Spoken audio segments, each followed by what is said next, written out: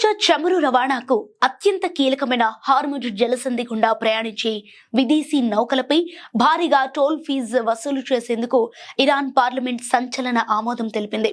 ఈ కొత్త చట్టం ప్రకారం పర్యావరణ పరిరక్షణ, భద్రతా ఖర్చుల పేరుతో ప్రతి నౌక నుంచి టన్నుకు 0.2 యూరోల నుంచి గరిష్టంగా 1.5 యూరోల వరకు వసూలు చేయనున్నారు.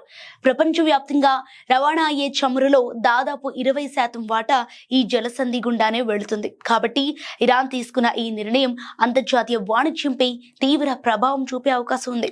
సో ప్రత్యేకించి ఇరాన్ పట్ల ప్రతికూలత చూపే దేశాల నౌకలకు ఈ ఫీజు మరింత భారమయ్యేలా నిబంధనలు రూపొందించారు. అయితే ఇప్పటికే అమెరికా ఆంక్షలతో ఆర్థిక ఇబ్బందుల్లో ఉన్న ఇరాన్ ఈ టోల్ ద్వారా ఏడాదికి సుమారు $1 బిలియన్ ఆదాయాన్ని ఆర్జించాలని లక్ష్యంగా పెట్టుకుంది.